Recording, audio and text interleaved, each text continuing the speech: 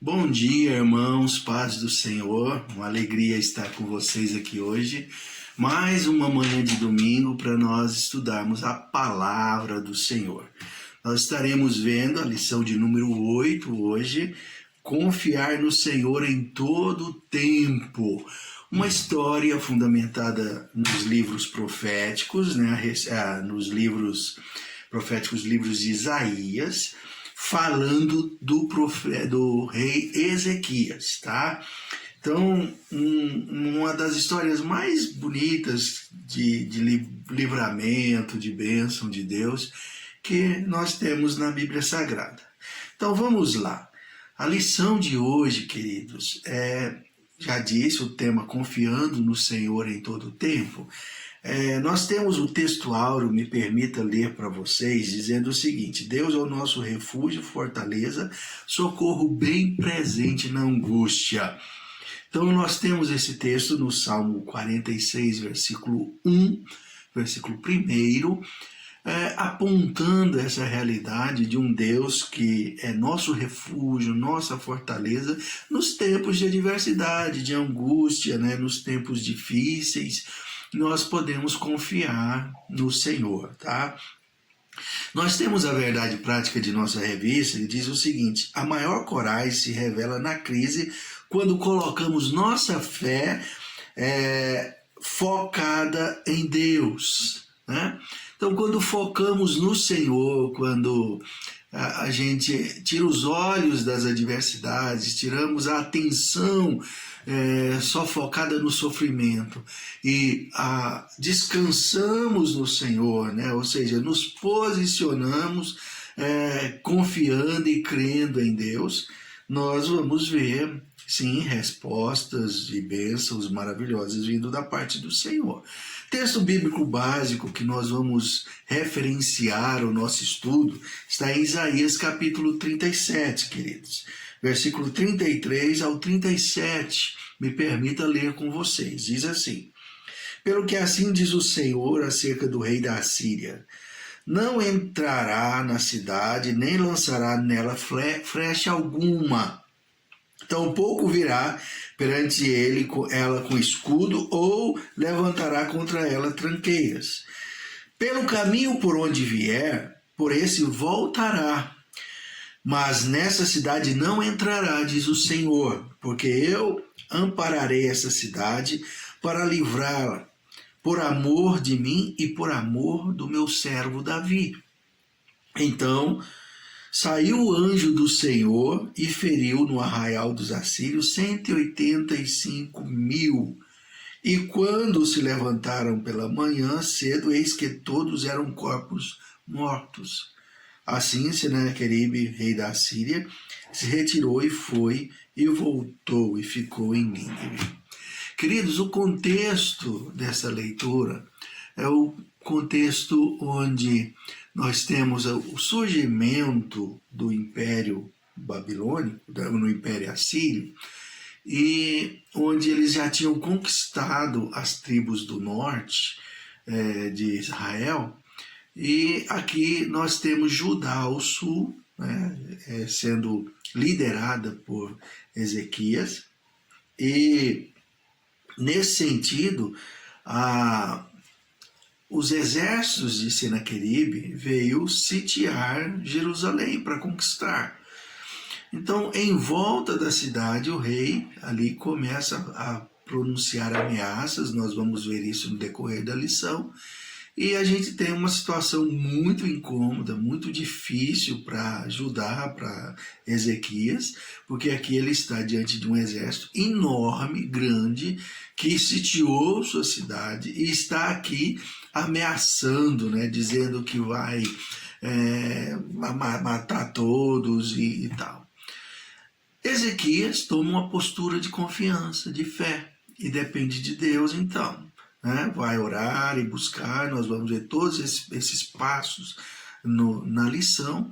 E eu quero então dizer para vocês, o cenário cruel, o cenário difícil que Ezequias enfrenta e todo Judá com ele, de serem sitiados por um inimigo mais poderoso do que eles, redunda nesse cenário de dor, de sofrimento que muitas vezes nós encontramos, né?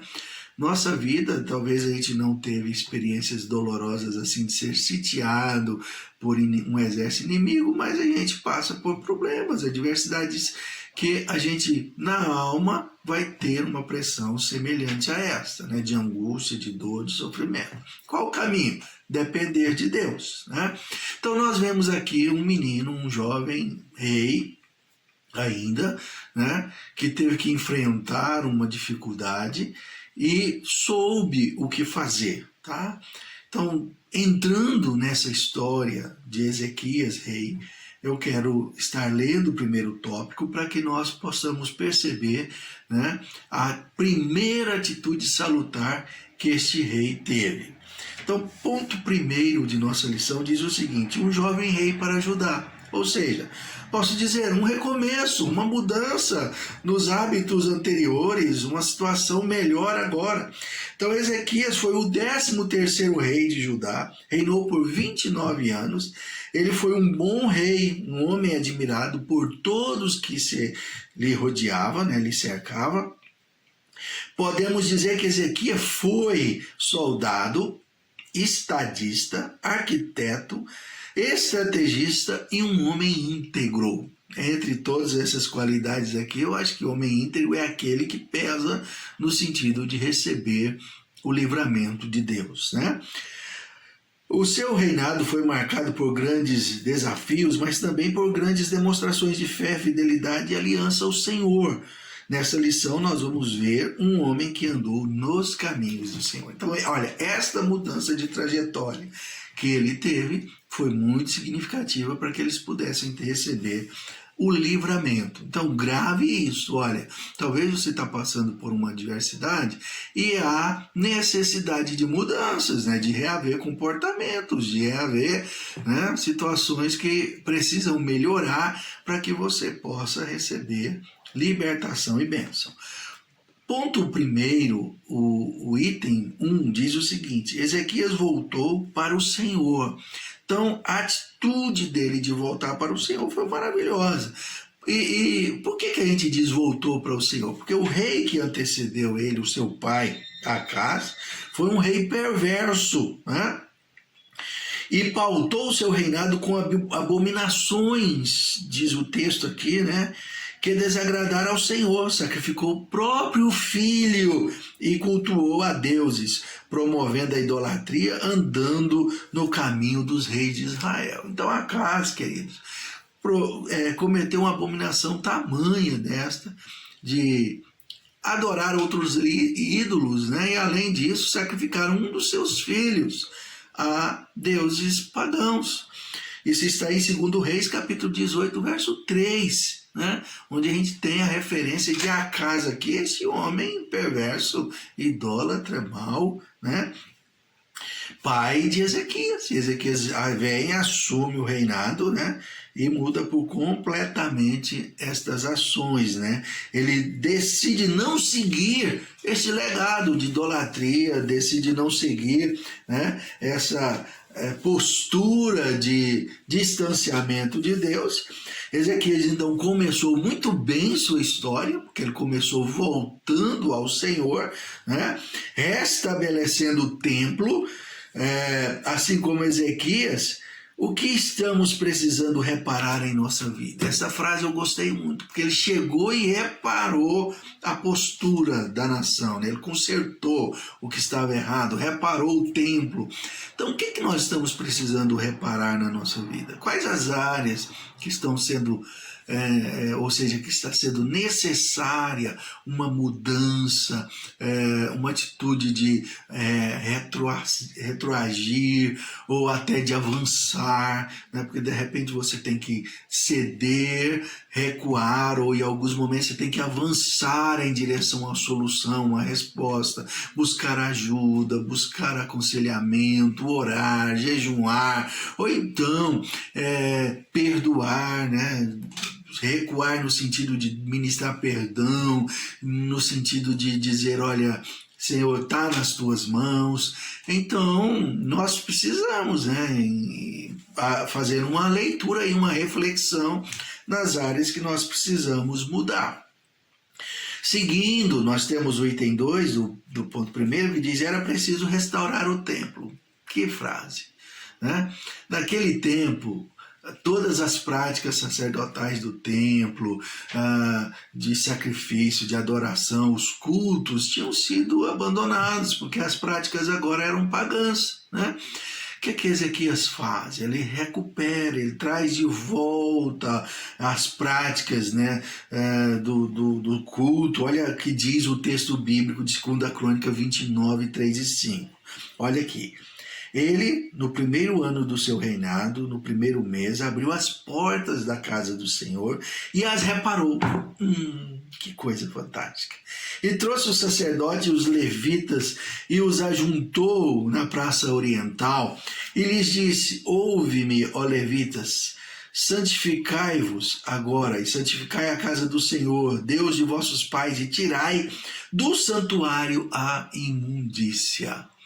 Então, querido, olha esta postura de Ezequias de trazer purificação para a casa de Deus, para o templo, trazendo o link para a nossa interpretação bíblica.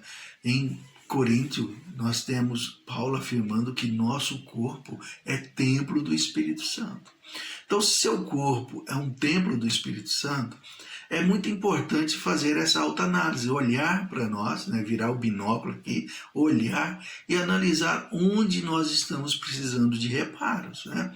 Qual reforma que está precisando ter aqui nesse templo para que ele possa novamente entrar na prática de adoração, de culto ao Senhor, de ofertas de sacrifício, né, de louvor, de oração.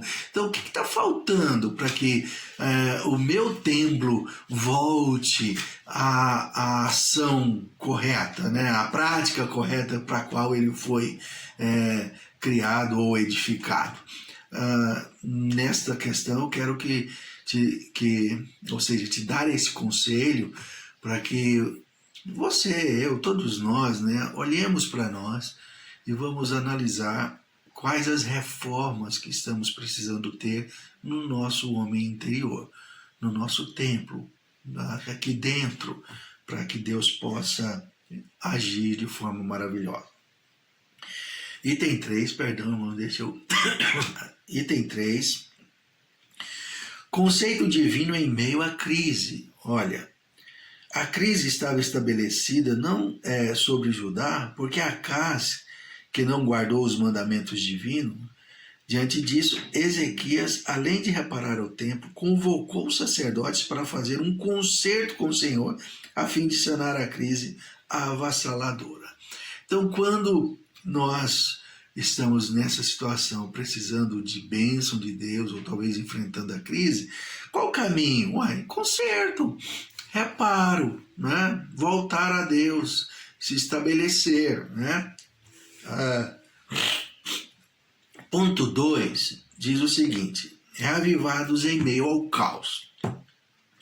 Durante o tempo do reinado de Ezequias, grande parte do reino do norte, devido à idolatria, foi levado cativo, né, pelos assírios. Tempos de incerteza, insegurança e opressão espiritual habitavam no meio do povo.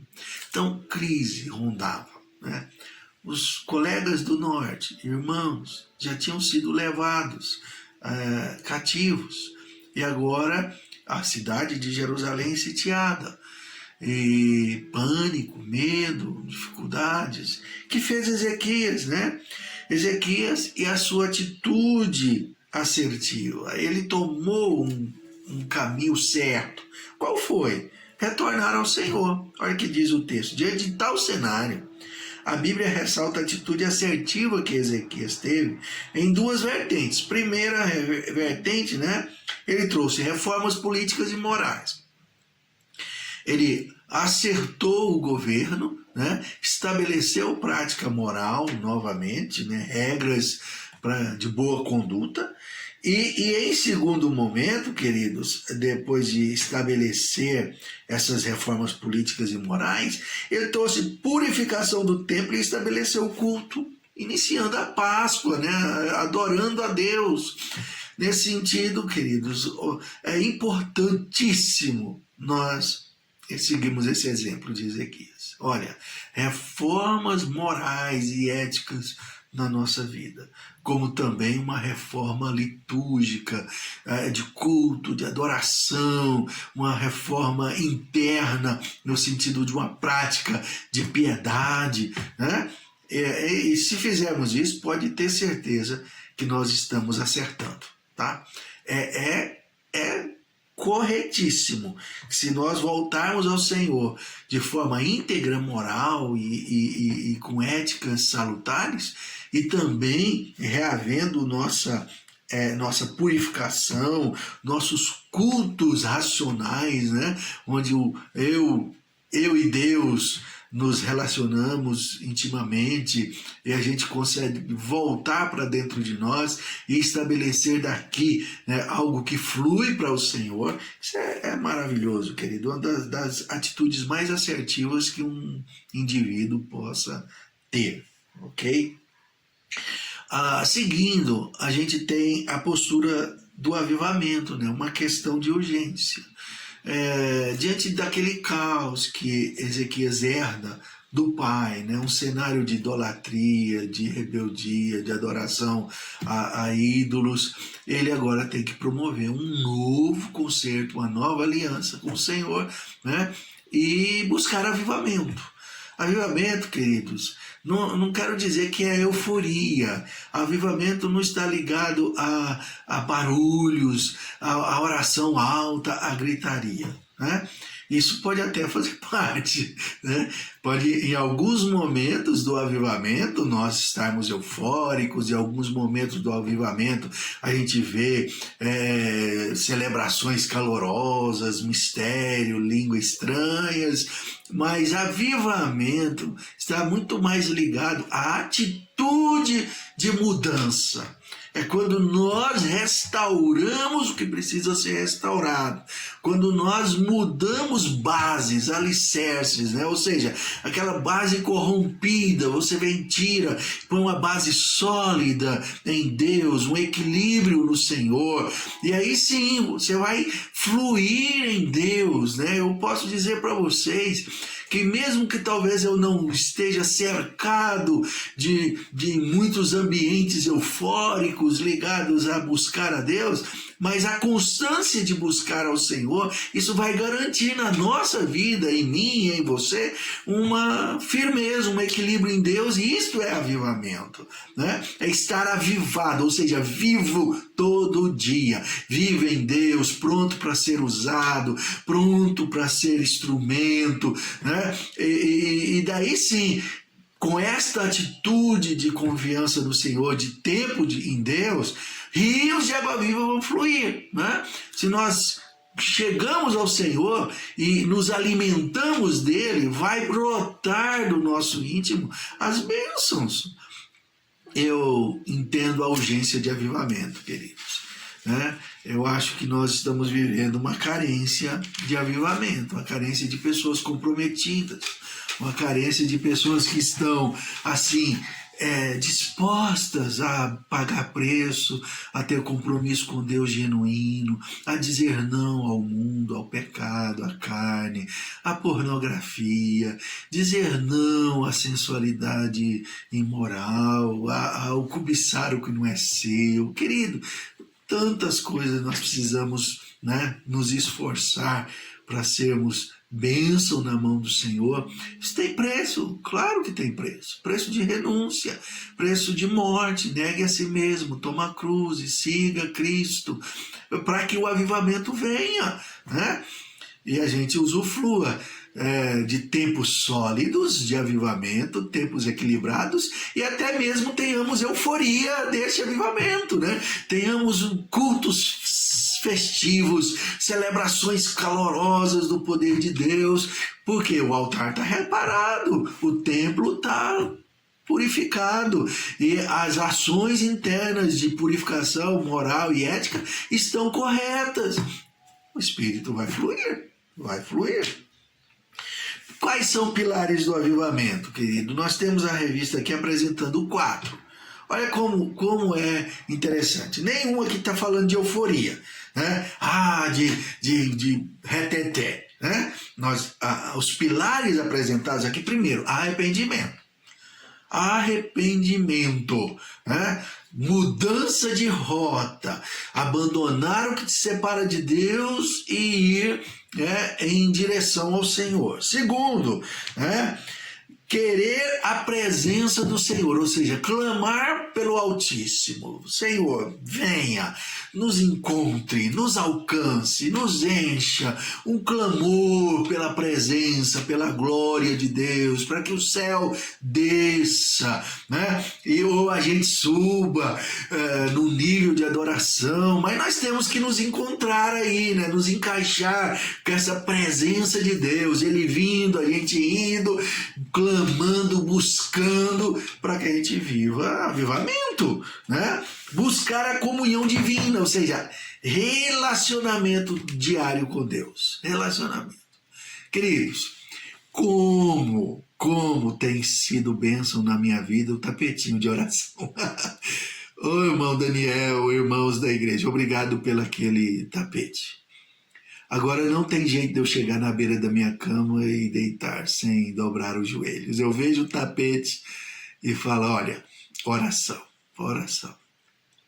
Então é muito importante clamar ao Senhor. É muito importante chegarmos diante do Senhor, né? Aí o 4º item é a oração. Oração, queridos. Avivamento. Ele vai vir mesmo, né? Por arrependimento, clamor da presença de Deus, buscar esta comunhão com o Senhor e orar, ter vida com Deus, pedir a presença dEle, né? Item 3, queridos, seguindo o nosso material, diz o seguinte, um socorro bem presente, né? Esse está ligado ao versículo do Salmo 40, né? Primeiro lá que nós lemos, que Deus é o nosso socorro bem presente na angústia. Perdão, não é o 40, né? Deixa eu voltar aqui para eu não errar a referência. 46, né? 46, obrigado. Item 3, esse socorro bem presente na angústia, 3.1 diz o seguinte, afrontas uma arma diabólica. Então, diante das angústias, o diabo, o adversário, ele vai lançar afrontas, com certeza, né? Isso foi a estratégia lá do Senaqueribe, afrontar a nação, mas nós não estamos isentos de sofrer ações no mundo espiritual, como também no mundo físico, pressões no trabalho, pressões no dia a dia, né? São situações que sempre podem surgir nas nossas vidas. Daí, além de ser sitiado, queridos, além de Senaqueribe ter cercado a cidade, ele redige uma carta, um texto de afronta e envia para Ezequias, falando que nenhum dos outros reis foram livres do seu exército e que ele iria destruir mesmo lá, e afrontou a Deus, né? Zombando do Senhor de uma forma até insana. Mas o que acontece? Ezequias pega esta carta que ele recebeu do rei e apresenta ao Senhor, a carta que ele recebe do Senaqueribe. Vai orar, ele vai colocar diante de Deus, ele vai apresentar e buscar socorro ao Senhor. Irmãos, quando Ezequias toma essa postura de humilhação, de atitude, de fé, de confiança, de pegar as ameaças recebidas, em vez de angústia, desespero, ficar com medo, temer a morte, ou até mesmo xingar, esbravejar, dizer onde o Senhor está, né? Como é que faz, como é que isso chega até mim, né? Muitas possibilidades de reações ele poderia ter tido, mas a reação sábia e salutar que ele teve foi tremenda, uma reação de pegar aquela ameaça e apresentar diante de Deus e dizer, Senhor, está aqui, está ameaçando tanto minha família, meu povo, Israel, como também o Senhor. Ele está criticando, está dizendo que o Senhor não vai poder livrar a gente da mão dele, né? Nessa postura de humildade, de apresentar ao Senhor as pressões, queridos, a resposta de Deus foi imediata. Então eu quero deixar um texto bíblico para você, dizendo o seguinte: o Senhor diz, minha vingança. Então não tome partido diante das ameaças, não fique guardando sentimentos de amargura no coração. Ponha isso diante do Senhor, irmãos. Eu já vi tantas bênçãos diante dessa postura, que é algo que eu gosto de praticar. Né? Se as pessoas falam mal de mim, se as pessoas me criticam, eu quero guardar isso diante de Deus. Ponho lá no Senhor e digo, Pai, ó, meu coração eu quero que esteja bem, porque eu tenho o Senhor e o Senhor é que vai cuidar. E Deus cuida. Mesmo que não aconteça nada com pessoas que já me feriram, que eles não venham sofrer nenhuma retaliação de Deus, por exemplo, assim, pesa a mão lá. Faço isso não. Eu peço a Deus, cura minha alma. Eu quero estar bem e eu preciso liberar perdão. Se a pessoa vai bem lá e bênção na vida dele, mesmo que ele me ofendeu, irmãos, amém. Amém. Tem gente que ora, quer que Deus abençoe, quer que Deus sara, mas quer que Deus pune um outro. Senhor, pesa a mão lá, né? Para que essas orações imprecatórias, né, queridos? Não há necessidade. Deixa Deus fazer o papel dele. Se Deus quer abençoar você e abençoar o outro também, e daí a outra pessoa é filho de Deus também, né? É obra na mão dele. Então a gente não tem que ficar nessa disputa de dizer, Deus, olha, se o Senhor me livrou, mas me abençoou, mas o Senhor tem que pesar a mão no fulano lá que me ofendeu. Irmãos, esquece isso, tá? Agora, o cenário aqui é diferente, era um cenário opressor, que Deus precisava intervir. Por isso Deus eliminou 186 mil soldados de Senaqueribe naquela noite, enviando um anjo de livramento, né? Abençoando. E quando de manhã o exército opressor inimigo acorda e vê lá aquele tantos de corpos, 186 mil homens mortos, que morreram não à noite, que Deus foi lá e eliminou a vida deles para trazer livramento a Ezequias. Queridos, teve como, o inimigo foi embora. É isso, confia em Deus, porque na humilhação vem exaltação. Quando a gente humilha, quando a gente apresenta tudo diante do Senhor, Ele põe a mão e faz milagre. Queridos, o que é que aprendemos nessa lição? A conclusão diz o seguinte: aprendemos nessa lição sobre a importância de restaurarmos a verdadeira adoração ao Senhor. E essa frase final aqui me deixou muito alegre. Diz o seguinte: a história de Ezequias nos faz ver que nos piores momentos de nossa vida devemos confiar na intervenção divina. Por mais que você esteja sofrendo, querido, ou ainda possa vir batalhas dolorosas aí, confia no Senhor. Acredite na intervenção divina. Dependa de Deus. Confie nele, porque ele é esse Deus que livrou Ezequias da mão de Senaqueribe e pode nos livrar também, né? Pode nos ajudar nesse processo, nessa caminhada de dependência, de comunhão com o Senhor. Amém, queridos? Olha, quero desejar um domingo aí abençoado a todos, uma semana que segue na paz de Cristo. Muita bênção, muita vitória, muita unção. Que o Espírito Santo esteja tratando e sarando feridas na sua vida, te ensinando a confiar em Deus. Quero te convidar a orar comigo, amém? Pai, oramos juntos. Eu oro com meus irmãos que estão me assistindo agora, que estão vendo esta palavra.